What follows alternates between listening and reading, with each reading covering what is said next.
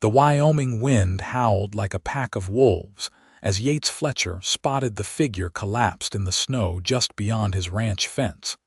Barely visible through the white curtain of the worst blizzard to hit Medicine Bow in 20 years. He had been checking on his cattle when he saw what looked like a dark bundle against the pristine landscape. And something told him it was not just another fallen log. His instincts proved correct when he rode closer and found a woman, her lips blue, her fingers frozen around the reins of a horse that had long since fled. Without hesitation, he dismounted, gathered her into his arms, and carried her through the brutal wind toward the warm glow of his cabin in the distance. Inside, Yates laid the unconscious woman on the thick rug before his roaring fire and quickly began removing her soaked outer garments. Her dress was quality fabric, he noticed, the kind worn by someone with means, though it was now stiff with ice. He wrapped her in every blanket he owned and rubbed her hands between his, trying to bring feeling back into her frozen limbs. She was beautiful, even in her current state, with dark hair that fell in wet waves around her face and features that spoke of both refinement and sorrow. It took nearly an hour before her eyelids fluttered open. She gasped, disoriented, and tried to sit up quickly, but Yates gently pressed her shoulder. "Easy now, you are safe.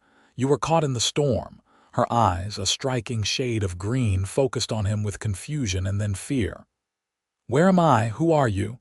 "Name is Yates Fletcher. This is my ranch about 5 miles outside Medicine Bow. You were nearly frozen to death out there. What in God's name were you doing traveling in this weather?" She closed her eyes and a tear slipped down her cheek. "I was trying to reach town. My husband. He died 3 days ago. I was on my way to make arrangements, but the storm came so suddenly. I thought I could make it." Yates felt his chest tighten with sympathy. "I am sorry for your loss, madam, but you are lucky to be alive. This is the worst blizzard we have seen in years." "My name is Sophia Caldwell," she said quietly. "Or rather, it was Sophia Martin for the past year. Now I suppose I am back to being a widow Caldwell." "You can stay here until the storm passes," Yates offered, rising to pour her some hot coffee from the pot on the stove. "It would not be safe for you to leave, and honestly, I do not think anyone will be going anywhere for at least 2 days."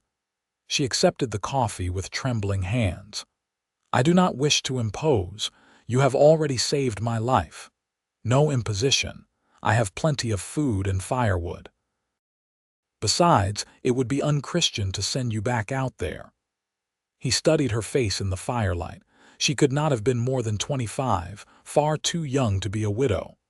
"How long were you married?" 14 months, she said, staring into the flames.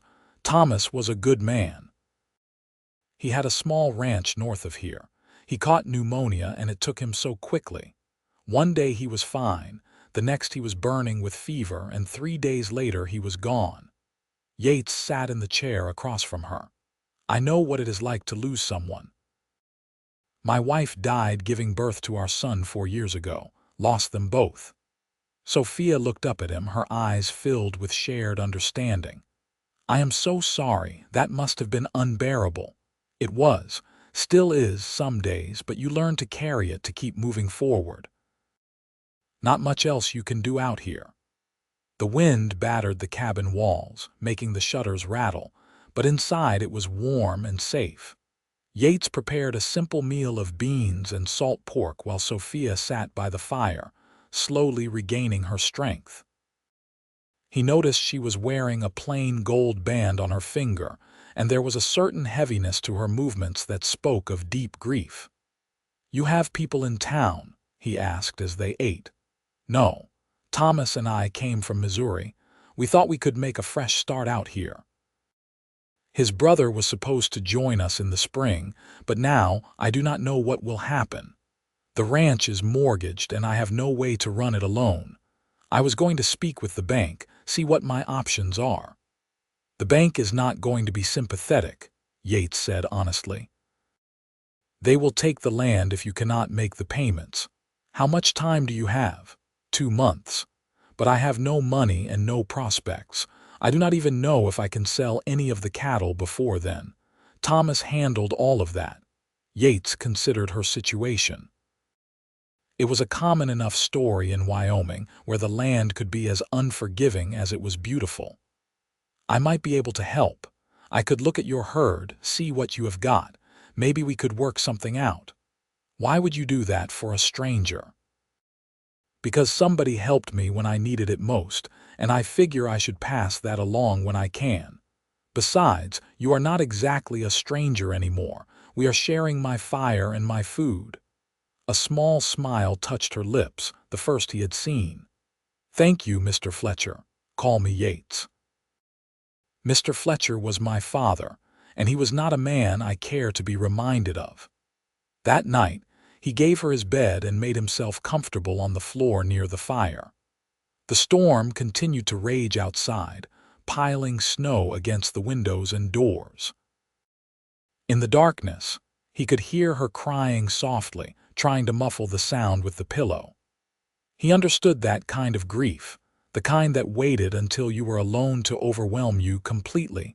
By morning, the snow had stopped, but the drifts were 6 feet high in places.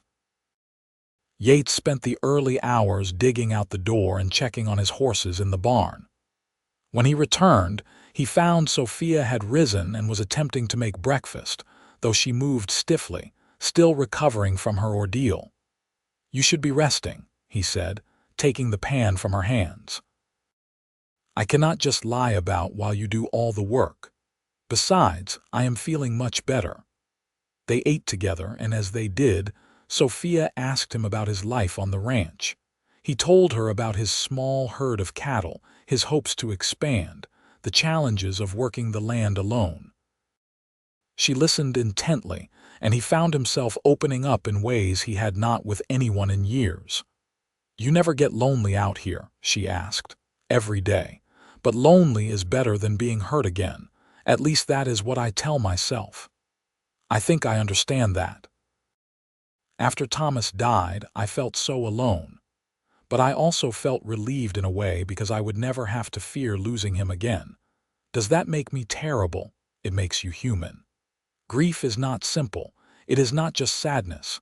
It is anger and relief and guilt all mixed together. She looked at him with something like gratitude. You are very wise, Yates. Not wise. Just experienced in suffering, I suppose. Over the next 3 days, while the world outside remained blanketed in snow, Yates and Sophia fell into an easy companionship. They cooked together, talked for hours about everything and nothing, and slowly began to heal in each other's presence. He noticed the way she laughed at his stories, how her eyes lit up when she smiled. She noticed the gentle way he handled the horses, the care he took with everything he did. On the 4th day, the sun finally broke through the clouds, and the world was transformed into a sparkling wonderland of white. Yates knew that soon the roads would be passable, and Sophia would need to continue her journey to town. The thought filled him with an unexpected sadness. I suppose I should be going soon, she said that evening, echoing his thoughts. You have been more than kind, but I cannot stay here forever. You could, though, he said before he could stop himself. Stay, I mean, not forever, but until you figure out what you want to do. You said you have 2 months before the bank takes the ranch. Let me help you. Yates, I could not ask that of you. You are not asking. I am offering. I have been alone too long, and these past few days I have realized how much I miss having someone to talk to share meals with. Let me ride out to your place, assess what you have. Maybe we can come up with a plan. She studied his face for a long moment. Why are you really doing this? Because I think maybe we both deserve a second chance at something. I do not know what that is yet, but I would like to find out. The honesty in his words seemed to touch something in her. She nodded slowly. All right, but I insist on earning my keep. I can cook and clean, help with the animals. I will not be a burden. You could never be that. The next morning they set out together on horseback, the cold air crisp and clean. Sophia's ranch was a rough ride through the snow, but they made it by late afternoon. The place was small but well kept, with a sturdy cabin and a barn that needed some repairs. The cattle were scattered in the nearby valley, maybe 40 head. Yates walked the property, taking stock of everything. This is good land. The herd is decent. If we can get them to market in the spring, you might make enough to pay off the mortgage and have something left over. But how will I manage until then? I have no money for feed or supplies. You let me worry about that. I can front you what you need and you pay me back when you sell the cattle. Yates, that is too generous. What if something goes wrong? Then we figure it out together. He turned to face her. Sophia, I know we have only known each other a few days, but I feel like I have known you much longer. I want to help you. Please let me. She looked at him with tears in her eyes. I do not deserve your kindness. Yes, you do. You deserve that and more. They returned to his ranch that night, and Sophia moved into the spare room he had been using for storage.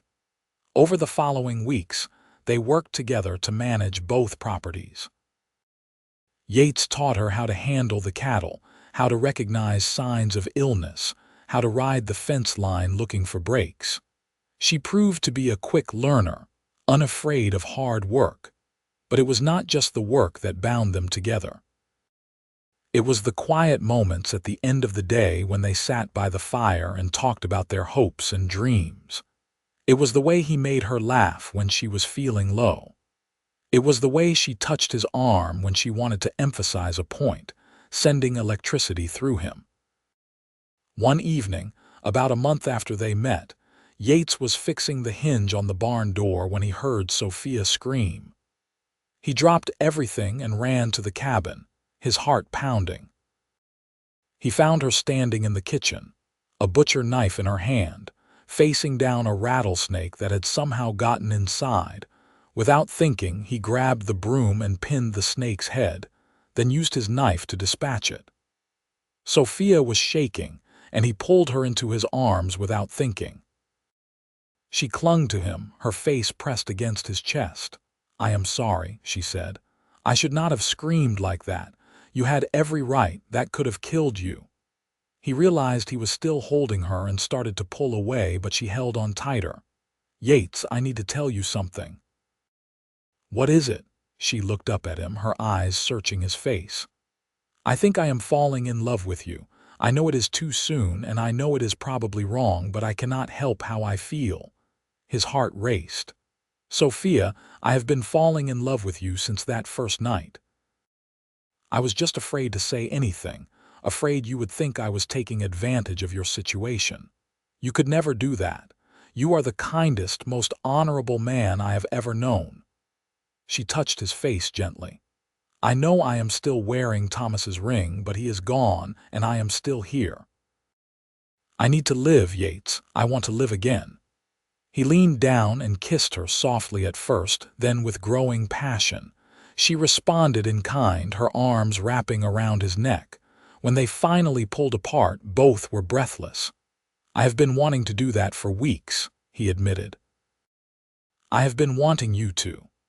That night, they sat up late talking about what their future might look like. Sophia removed her wedding ring and placed it in a drawer, a symbolic gesture that brought tears to both their eyes. It was not about forgetting Thomas, she explained, but about honoring her own life and the love she had found again. As winter slowly gave way to early spring, their relationship deepened. Yates was patient, understanding that Sophia needed time to fully grieve and adjust to the idea of loving someone new. But there were stolen kisses in the barn, lingering touches when they worked side by side, and long nights sitting close by the fire.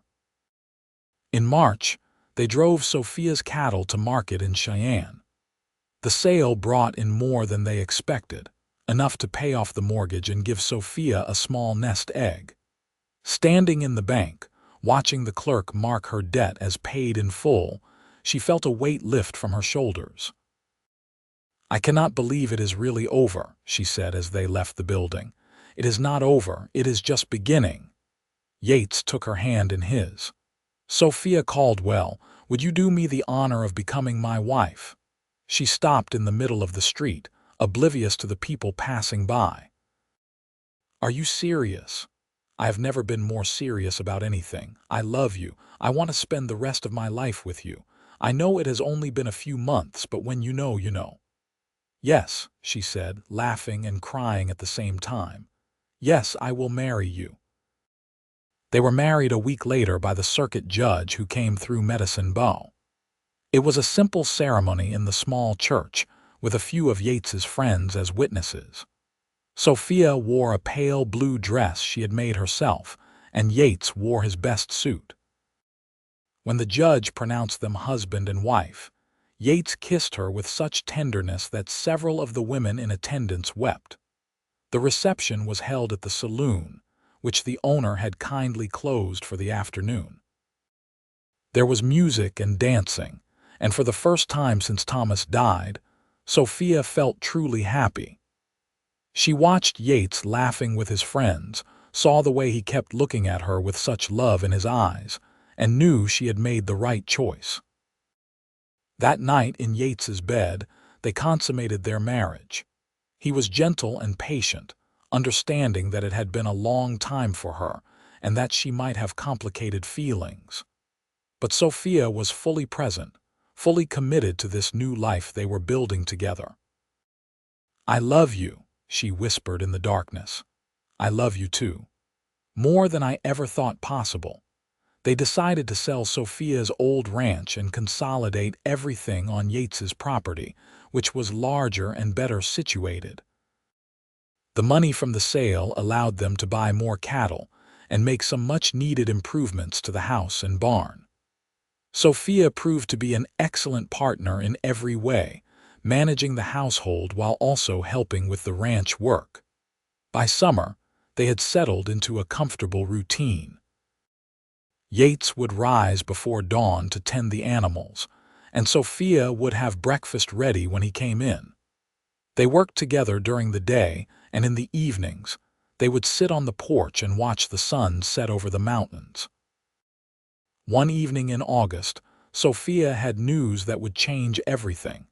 She had been feeling unwell for a few weeks, and a visit to the doctor in town confirmed her suspicions. "Yates, I am pregnant," she said as they sat down to dinner. He dropped his fork, his eyes wide. "Are you certain?" "The doctor is certain. The baby should come in February." A grin spread across his face and he jumped up to embrace her. "This is wonderful news. I cannot believe it. We are going to have a baby. Are you happy?" "I know you lost a child before, and I was worried this might bring back bad memories." "Of course I am happy." "Yes, it brings back memories, but they are not all bad. I remember the joy I felt when Martha told me she was pregnant, the dreams we had. This time will be different. You are strong and healthy, and we will make sure you have the best care possible." Sophia's pregnancy was relatively easy.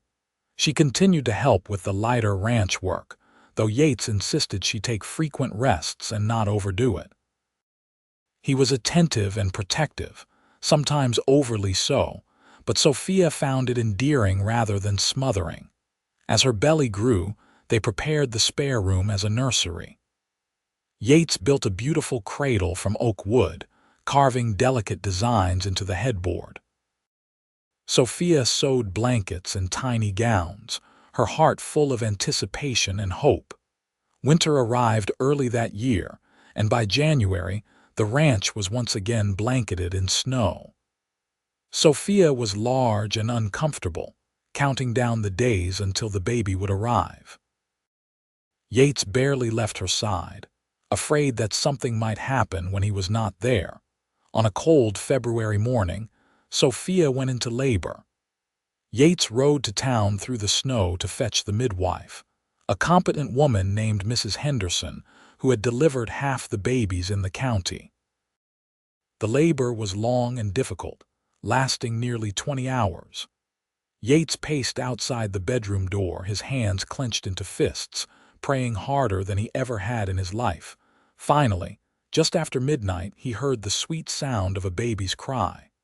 Mrs. Henderson opened the door with a smile.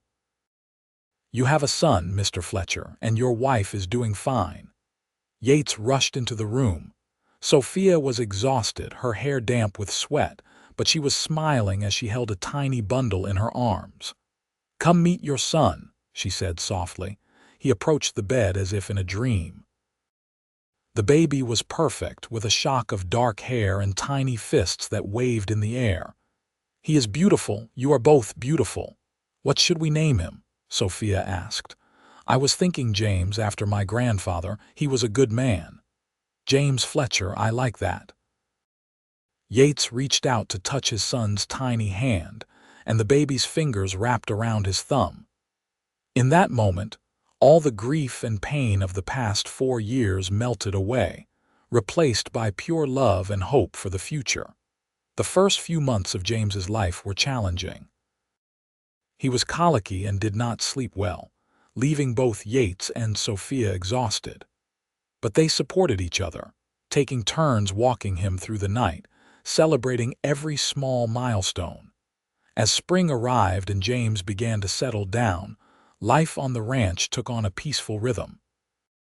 Sophia would carry the baby in a sling while she did her chores, and Yates would take breaks from his work to check on them, unable to stay away for long. One afternoon, as they sat on the porch watching James try to grab at a butterfly, Sophia said, "Do you ever think about that blizzard the day we met? All the time. It was the worst and best day of my life. I could have lost you before I ever knew you. I was so lost that day, so ready to give up. If you had not found me, I would have died out there in the snow. But I did find you, or maybe you found me. Either way, we found each other, and that is what matters." She leaned her head on his shoulder. "I never thought I could be this happy again. After Thomas died, I thought my life was over, but it was not over. It was just beginning. We both got a second chance, and we are making the most of it." As the years passed, the ranch prospered. Yates expanded the herd, and they hired a few ranch hands to help with the work. Sophia became known in Medicine Bow for her kindness and her excellent cooking, often bringing food to families in need. James grew into a bright, energetic boy who loved horses and the outdoors. When he was 3, Sophia became pregnant again. This time, the pregnancy was easier, and she delivered a healthy baby girl they named Sarah, after Sophia's mother. 2 years after that, another son arrived whom they named Daniel. The Fletcher home was filled with laughter and love. Yates proved to be a devoted father, patient and playful with his children. Sophia often watched him with them and marveled at how far they had both come from that desperate night in the blizzard. One challenge they faced was when a group of cattle rustlers began operating in the area. Several ranchers lost livestock, and tensions ran high. Yates joined the local cattlemen's association and worked with the sheriff to track down the thieves. It was dangerous work, and Sophia worried every time he rode out on patrol. One night, he came home with a bullet graze on his arm. Sophia nearly fainted when she saw the blood. "This has to stop," she said as she cleaned and bandaged the wound. "I cannot lose you. The children cannot lose you. I know. But we have to protect what is ours. If we let the rustlers win, we lose everything we have worked for. Nothing is worth your life. Not the cattle, not the ranch, nothing." He pulled her close. "I will be more careful, I promise." A week later, the rustlers were caught in a shootout with the law. 2 of them were killed and the others were arrested. The threat was over, and Yates could finally rest easy. He kept his promise to Sophia, focusing on the ranch and his family rather than getting involved in dangerous situations. Life settled into a comfortable pattern. The children grew, the ranch prospered, and Yates and Sophia's love deepened with each passing year. They had their disagreements, of course, as all couples do, but they always worked through them with honesty and respect. When James turned 10, he began taking on more responsibilities around the ranch. He was a natural with the horses, showing the same gentle touch his father had. Sarah was more interested in books and learning, and Sophia spent hours teaching her to read and write. Daniel was still young but showed signs of being adventurous and fearless. One evening, as Yates and Sophia sat on the porch after putting the children to bed, she said, "Do you remember what you said to me that first night, about passing along the help you received?" "I do. I think we have done that, not just with each other, but with everyone around us. You helped rebuild the Hendersons' barn after the fire. I have been teaching the children in town whose parents cannot afford to send them to the school in Cheyenne. We have built a good life, and we have shared that goodness with others. We have. And I think we have honored the people we lost too. Martha and Thomas would be happy knowing we found love again, that we did not let grief destroy us. Do you think they knew each other wherever they are now?" "Maybe. And maybe they are glad we found each other." As the children grew older, the ranch required even more work. Yates hired more hands, and the operation became one of the most successful in the area. They were not wealthy by any means, but they were comfortable and secure, which was more than many could say. James, at 16, was practically running the day-to-day operations alongside his father. Sarah, at 13, had become a talented artist, selling her paintings to people in town. Daniel, at 11, was still deciding what he wanted to do with his life, trying his hand at everything from ranching to carpentry. Sophia and Yates watched their children with pride and joy. They had given them a stable, loving home, something neither of them had fully experienced in their own childhoods. One spring morning, a young couple arrived at the ranch looking for work. The man was named Henry, and his wife was called Mary. They had come from back east, hoping to start a new life in Wyoming. They were young and inexperienced but eager to learn. Yates hired them on the spot, seeing something of himself and Sophia in them. He gave them the old foreman's cottage to live in and taught Henry everything he knew about ranching. Sophia took Mary under her wing, showing her how to manage a household on the frontier. Over dinner one night, Henry told them their story. Mary's father had disapproved of their marriage and they had eloped. They had been traveling for months, picking up work where they could, saving money to buy their own land someday. "It is a hard life out here," Yates said honestly. "But if you are willing to work for it, you can build something good. Sophia and I are proof of that." "How did you two meet?" Mary asked. Sophia and Yates exchanged a glance, and then Sophia began to tell the story. She spoke of Thomas's death, of being caught in the blizzard, of how Yates had saved her life. She told them about the kindness he had shown her, how he had helped her save her ranch, how they had fallen in love. Mary wiped tears from her eyes. "That is the most beautiful story I have ever heard." "It was not always easy," Yates said. "We both had to heal from a lot of pain, but we did it together, and that made all the difference." Henry and Mary became like family over the years. They had 3 children of their own, and eventually, Yates helped them buy a small ranch nearby. It gave him great satisfaction to pass along the help he had once received. As Yates and Sophia entered their 50s, they began to slow down a bit.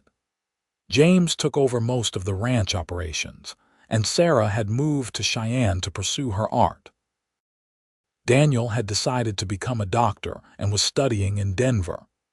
One winter evening, 25 years after they met, Yates and Sophia sat by the fire in the same spot where he had first saved her life.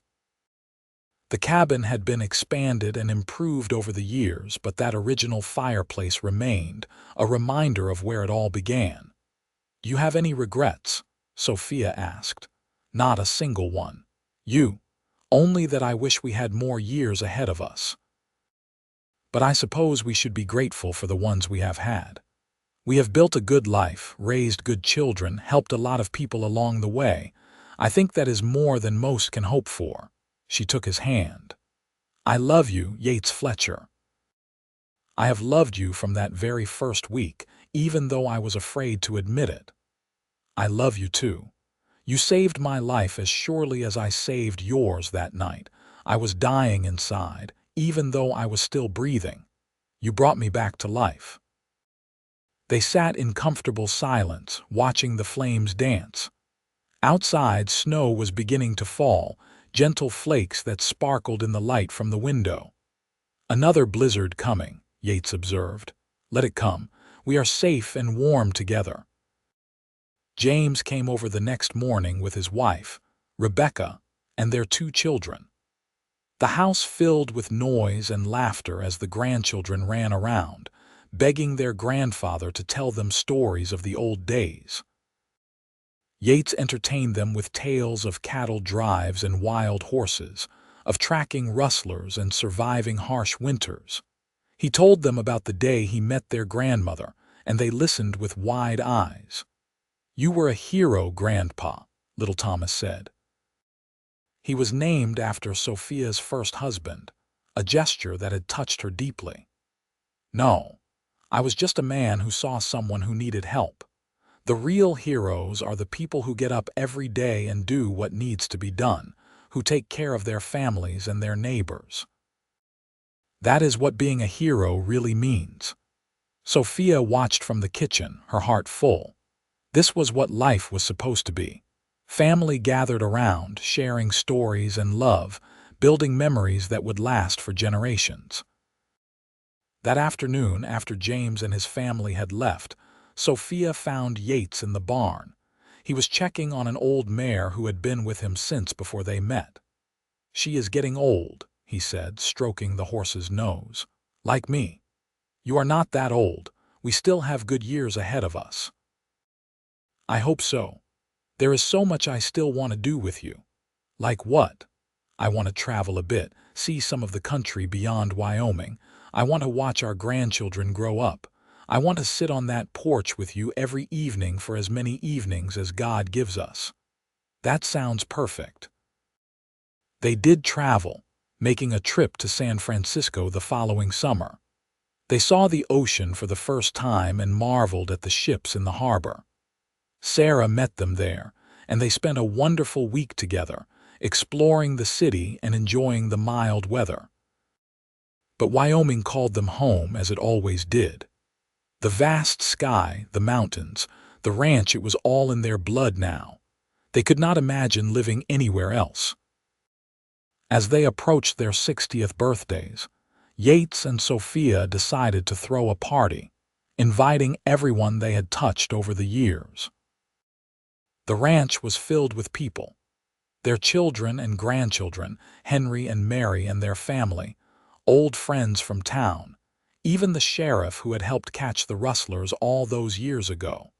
There was music and dancing, mountains of food and stories told late into the night. Yates stood up to make a speech, his voice strong despite his years. "I want to thank all of you for being here today. Sophia and I have been blessed beyond measure. We have had a good life, a happy life, and it is because of the people in this room. You have supported us, worked with us, celebrated with us, and grieved with us. You are our family, every one of you." He turned to Sophia. "And most of all, I want to thank my wife, who took a chance on a lonely cowboy who found her in a blizzard. You are the love of my life, Sophia Fletcher, and every day with you has been a gift." She stood and kissed him to cheers and applause.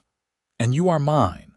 I was lost in more ways than one that night, and you gave me direction, purpose, and a love I never thought I would find again. Here is to many more years together." They cut a cake that Mary had baked, and as the sun set over the Wyoming mountains, Yates and Sophia danced together under the stars. They moved slowly, their bodies knowing each other's rhythm after so many years. "You remember our wedding dance?" Sophia asked. "Every second of it. You wore that blue dress you made, and you were the most beautiful thing I had ever seen. You are just as handsome now as you were then. And you are just as beautiful, maybe more so. You have aged like fine wine." She laughed. "You are a terrible liar, but I love you for it." The years continued to pass, each one bringing its own joys and sorrows. Daniel graduated from medical school and opened a practice in Medicine Bow, caring for the same community that had raised him. Sarah had a successful exhibition in Denver and was commissioned to paint portraits for several prominent families. James expanded the ranch even further, making it one of the largest operations in the state. Yates and Sophia became the beloved elder statesmen of the community. People came to them for advice on everything from ranching to marriage. They welcomed everyone with open arms and an open table. One day, when Yates was 68, he collapsed while working in the barn. Daniel was there within minutes, and he diagnosed it as a heart condition. Yates would need to slow down significantly, avoid stress, and take medicine to strengthen his heart. Sophia was terrified. The thought of losing Yates was unbearable. "You have to take care of yourself," she insisted. "No more working from dawn to dusk. Let James handle things." "I am not good at sitting idle, you know that." "Then find something else to do. Write down your stories, teach the grandchildren, anything but breaking your back in the barn." He agreed, reluctantly at first, but soon found he enjoyed the slower pace. He spent mornings with his grandchildren, afternoons reading or working on small projects, and evenings with Sophia.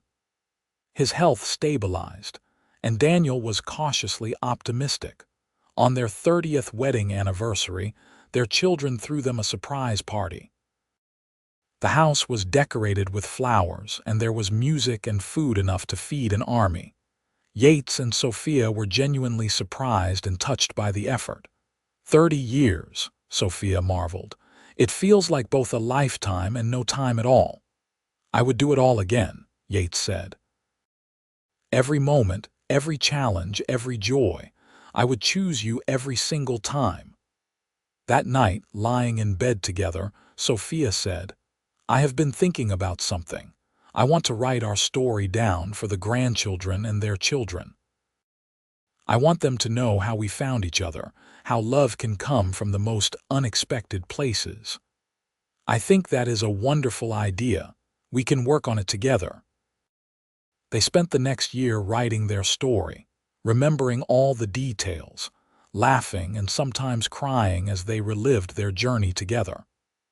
When it was finished, Sophia had it bound in leather, and they gave copies to each of their children. Sarah read it first and came to them with tears streaming down her face. "This is the most beautiful thing I have ever read. You two have given us such an incredible example of what love should be." Daniel agreed. "You showed us that love is not just passion and romance, though you certainly had that. It is commitment and sacrifice and showing up every day, even when it is hard." James simply hugged them both. "Thank you for being the parents we needed, for showing us what a good marriage looks like. Rebecca and I have tried to model our relationship after yours." As Yates entered his 70s, his health began to decline more noticeably. He had more good days than bad, but the bad days were increasingly difficult. Sophia never left his side, caring for him with the same tenderness he had shown her all those years ago. One spring morning, Yates asked Sophia to take a walk with him. The weather was perfect, warm but not hot, with a gentle breeze. They walked slowly to the spot where the fence had been all those years ago, where he had first seen her collapsed in the snow. "You remember this place?" he asked. "Of course. How could I forget? I think about it often. About how easily I could have missed you, how I almost did not ride out that day. About how one decision, one moment, changed both our lives forever." "We were meant to find each other," Sophia said firmly. "I believe that. Through all the pain and loss, we were being led to that moment. I believe it too. He took her hand. I want you to know something. When my time comes, and it will come sooner rather than later, I do not want you to fall apart. I want you to remember all the good years we had, all the love we shared. I want you to keep living to enjoy your children and grandchildren.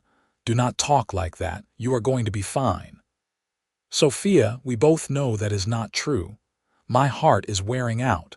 Daniel has told me as much. I have made peace with it. I have had more happiness in the last 30 years than most men get in a lifetime. I am ready when God decides it is time. She could not stop the tears. I am not ready. I will never be ready to lose you. I know, but you are strong, much stronger than you think. You survived losing Thomas. You will survive losing me. And you will not be alone. You have our children and our grandchildren and a whole community that loves you. They stood there for a long time, holding each other, memorizing the feeling of being together. Yates lived for 3 more years, each one precious and hard-won. He saw 2 more grandchildren born, attended Sarah's wedding to a kind man named Richard, and celebrated James and Rebecca's 20th anniversary. He was there for all the important moments, making each one count. On a quiet evening in November, surrounded by his family, Yates Fletcher passed away peacefully in his sleep. Sophia was holding his hand, and his last words were, "I love you. Thank you for saving my life." The funeral was attended by hundreds of people. It seemed everyone in Medicine Bow and the surrounding ranches came to pay their respects. They spoke of Yates's kindness, his integrity, his willingness to help anyone who needed it. They talked about the legacy he had built, not just in land and cattle, but in the lives he had touched. Sophia was heartbroken but composed. She drew strength from her children and the community that rallied around her. In the weeks and months that followed, she grieved deeply but did not lose herself to despair. She remembered Yates's words about living fully, and she honored him by doing just that. She continued to live on the ranch, helping James when he needed advice, spending time with her grandchildren, and working on various community projects. She found comfort in the familiar rhythms of ranch life, in the land that she and Yates had built their dreams on. On the 1st anniversary of Yates's death, Sophia walked to the spot where they had met. The same spot where he had carried her frozen body to safety, where he had saved her life in every possible way. She stood there with tears streaming down her face, feeling both the pain of loss and the gratitude for having had such a love. "Thank you," she whispered to the wind. "Thank you for finding me, for loving me, for giving me a beautiful life. I will carry you in my heart until we meet again." Sophia lived for another 12 years after Yates passed. She saw her grandchildren grow up and have children of their own. She attended weddings and baptisms, holidays and ordinary Sundays. She was the matriarch of a large, loving family, respected and adored by everyone who knew her. When she finally passed away at the age of 82, peacefully in her sleep just like Yates, her children found a letter she had written to be read at her funeral. Daniel stood before the gathered crowd and read it aloud. "To my beloved family and friends, if you are hearing this, then I have gone to be with Yates again. Do not grieve too much for me. I have lived a full and happy life, far beyond what I ever dreamed possible. When I was lost in that blizzard so many years ago, I thought my life was over. But Yates found me, and he showed me that life always offers second chances if we are brave enough to take them. We built a beautiful life together, raised wonderful children, and touched many lives. That is more than most people can hope for. Remember that love is the most powerful force in the world. It can heal wounds, bridge divides, and transform lives. Yates and I found that kind of love, and we tried to share it with everyone around us. I hope we succeeded. Take care of each other. Be kind, be generous, be forgiving. And never lose faith that even in the darkest blizzard, someone might be coming to save you. All my love, Sophia. There was not a dry eye in the church. After the service, the family gathered at the ranch. James walked through the house, touching familiar objects, remembering.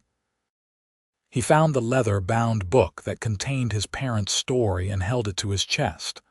They really were something special, were not they? Sarah said, standing beside him. They were. They showed us what love could be, what it should be. And they made sure we knew it was not always easy. They had their struggles, their doubts, their fears, but they faced them together, and that made all the difference. Daniel joined them. I think the most important thing they taught us was that it is never too late for love, never too late for a second chance. Dad was 38 when he met Mom. She was 25 and widowed. They had every reason to stay closed off and protect themselves, but they chose to be brave instead. And they were rewarded for that bravery, James said. With 33 years of marriage, 3 children, 10 grandchildren, and now 5 great-grandchildren. That is a legacy worth celebrating. They buried Sophia next to Yates in the small cemetery outside Medicine Bow. The grave marker was simple but elegant, listing both their names and a single inscription that Sophia had chosen years earlier. 2 souls lost in a blizzard, found in love. The ranch stayed in the family for generations. James's son eventually took it over, then his son after that. Each generation added their own touches, but kept the core of what Yates and Sophia had built. The cabin where they had fallen in love was preserved as a family museum of sorts, filled with photographs and mementos from their life together. On cold winter nights, when the wind howled and snow piled against the windows, the family would gather around the same fireplace where Yates had saved Sophia's life. They would tell the story to the youngest generation, keeping it alive, making sure that the legacy of love and second chances continued. The story of Yates and Sophia Fletcher became legend in Medicine Bow and the surrounding area. It was told at weddings and anniversaries, used as an example of what true love looked like. People spoke of the cowboy who had offered comfort to a freezing widow, and how that simple act of kindness had blossomed into one of the great love stories of the Wyoming frontier. Years later, a writer from back east came to Medicine Bow researching stories of the Old West. She heard about Yates and Sophia and asked James, now an old man himself, if she could write about them. "Only if you promise to tell it truthfully," he said. "No exaggerations, no made-up drama. Their real story is powerful enough." The writer agreed, and after months of research and interviews with family members, she produced a book that became quite popular. It introduced Yates and Sophia to a wider audience, and their story touched hearts across the country. The Fletcher family was pleased with the book, feeling it honored their parents' and grandparents' memory appropriately. It spawned a renewed interest in their story, and tourists began visiting Medicine Bow, wanting to see the ranch and the places mentioned in the book. The family opened the property for limited tours, using the proceeds to maintain the historical aspects and to fund a scholarship for local students. It was something Sophia had always wanted, a way to help young people get an education and build better lives. The scholarship was called the Fletcher Second Chance Award, given to students who had overcome significant hardships or were starting college later in life. It embodied everything Yates and Sophia had believed in, that it was never too late to start over, never too late to pursue your dreams. On the 100th anniversary of the day Yates found Sophia in the blizzard, the family held a huge celebration. Descendants came from all over the country, many meeting for the first time. They shared stories, looked at old photographs, and marveled at the legacy 2 people had created through simple love and determination. The oldest living grandchild, now 80 himself, stood to speak. I was lucky enough to know both my grandparents well. I spent countless hours listening to their stories, watching how they interacted, learning from their example. What struck me most was how they never took each other for granted. Every day, even after decades of marriage, they chose each other. They chose love. That is the real secret, I think. Love is not just a feeling, it is a choice you make every single day. They made that choice consistently, and it created something beautiful and lasting. As we leave here today, I hope we all remember that. Choose love. Choose kindness. Choose to be there for each other. That is how we honor their memory. The celebration continued late into the night, with music and dancing under the stars. It was exactly the kind of event Yates and Sophia would have loved, full of family and joy and connection. As the years continued to pass, the story of Yates and Sophia Fletcher remained a touchstone for their descendants. In times of hardship, they would remember how their ancestors had overcome so much. In times of joy, they would remember to celebrate and be grateful. And in matters of the heart, they would remember that true love was worth fighting for, worth believing in, worth everything. The ranch continued to operate, a working piece of history that connected the present to the past. The descendants who ran it did so with pride, knowing they were stewards of something special. They updated equipment and methods as needed, but they always maintained the integrity of what Yates had built. On the site where Yates had found Sophia, they erected a small memorial. It was a simple stone marker with a plaque that told the basic story.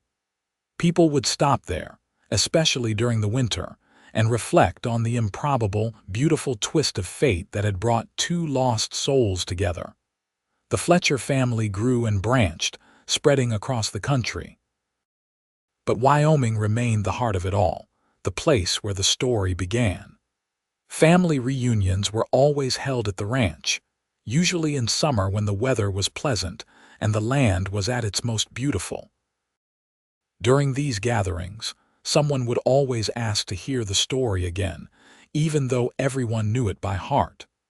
And someone would always tell it, keeping the words alive, passing them down like a precious heirloom.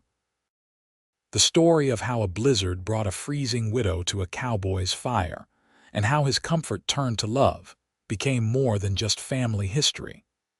It became a reminder that in the darkest, coldest moments of life, warmth and love could still be found. That tragedy did not have to be the end of the story. That second chances were real and worth taking.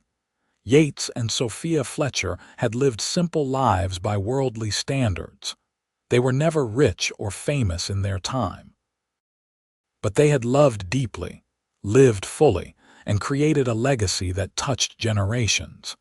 They had taken the pain of their pasts and transformed it into something beautiful. They had shown that ordinary people could lead extraordinary lives through the simple act of loving well. And on cold winter nights in Wyoming, when the wind howled and the snow fell, their story warmed hearts just as surely as Yates's fire had warmed Sophia that fateful night so long ago. The legacy of their love continued to spread light in the darkness, offering hope to anyone who had ever felt lost, alone, or beyond saving. It was a love story for the ages, born in the harsh Wyoming winter of 1878, a testament to the enduring power of compassion, courage, and the human capacity to love again after loss. Yates and Sophia Fletcher had found each other in the most unlikely circumstances, and from that chance meeting, they had built something that would last forever. Their descendants lived on, carrying their blood and their values, ensuring that the story of the cowboy and the widow would never be forgotten. In the end, it was exactly what both Yates and Sophia would have wanted. To be remembered not for what they owned or achieved in terms of worldly success, but for how they loved. They had loved each other, loved their children, loved their community, and loved the land that had brought them together. That love had rippled outward, touching countless lives, changing the course of history in small but significant ways. And it all started with one act of kindness on a frozen night, when a cowboy offered comfort to a freezing widow. And that comfort blossomed into the kind of love that storytellers would recount for generations to come.